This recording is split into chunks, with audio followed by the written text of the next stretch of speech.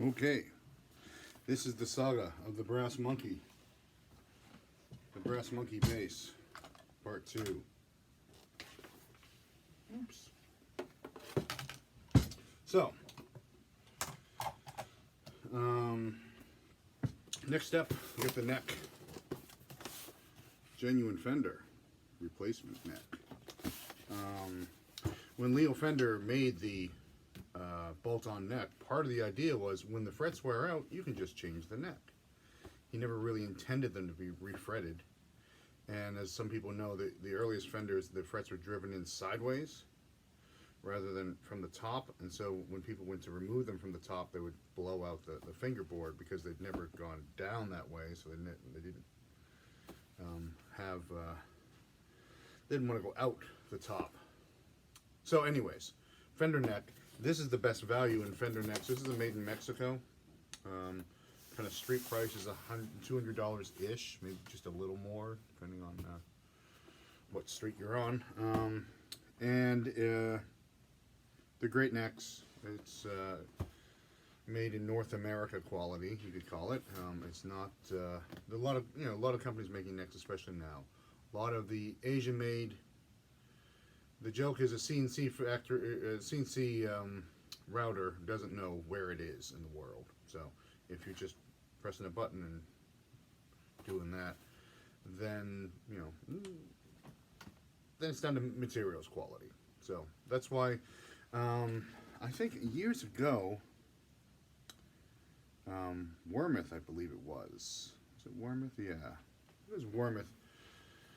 Refused to sell us any more necks because we returned 2 out of the box as defective, and they were just like, you're too picky, we don't want to say any more necks. Now, having said that, that was 15, 20 years ago. No, more than 20 years ago, I think. That was Chris Pern, was our master luthier at the time at Gary's Guitars. And but having said that, what we're going to do is just going to check out the neck. So this is, everyone loves the unboxing videos. So we're unboxing. I'm going to unbox off camera.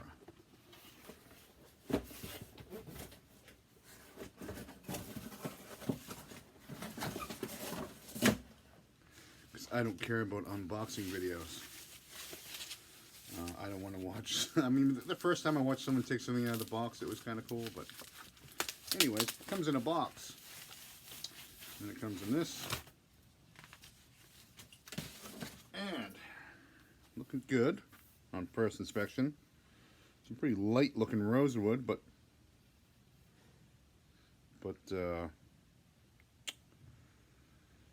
it's decent quality. I like the lacquer look to the top of the. It is actually not. It's probably not even lacquer, but it's like a. The old Fender basses. They for a little while when they first switched to a poly, they would poly the whole neck, but still lacquer this, so that the top side of the bass neck would have a darker tone, especially over time as the lacquer ages. But the rest of it was poly, so it was light.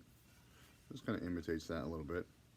So it has a nice Fender Precision Bass logo. It's genuine, made in Mexico. So when you get your neck, give it the once over.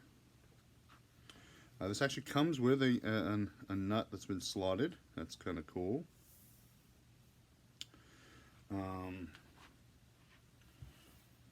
Sight down the neck. Not bad.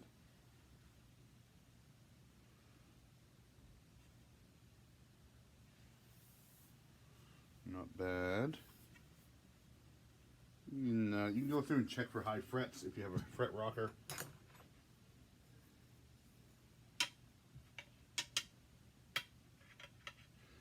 It's not uncommon to find that a fret is high, but give me a second here. Oops. These are just kind of, not doing every fret, but kind of spotting.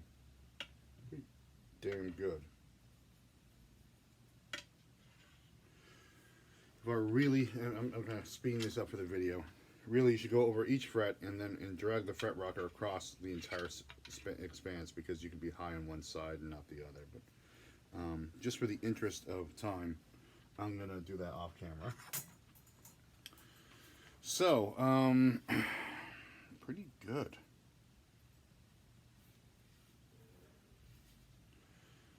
I'm gonna pass this neck and say yes, this is a good neck. I think when we get some oil on that fingerboard, it's going to darken that up, and it's going to be a nice looking piece. I like a variety of grain. Some people would look at this and go like, oh well, you know, you get the streaky grains and stuff, and wide and you got narrow grain and wide grain and all. I like to have a variety of grain tonally. So the next step, let's see if it fits in the neck pocket.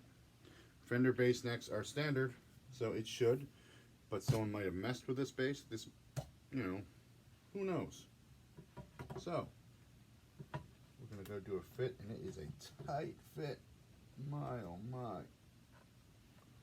But it's gonna be good. Oh, that's a tight fit, which is a good sign. I think tight body to neck fit is a you should be able to, essentially, once your neck is in there but not screwed in, but in the proper place, you should be able to pick up the instrument and move it around by its neck. So a nice tight neck joint. So this is going to be a tight neck joint. I don't know if I'll be able to move it around, but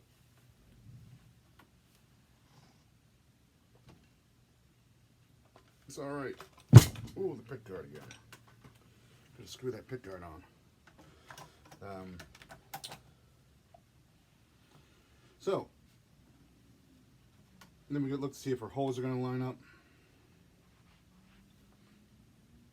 It appears yes is the answer. The real way to find that out is screw it in and make sure everything's lined up. I'm going to look to see. Put that back in place. Oh, hey, good in place.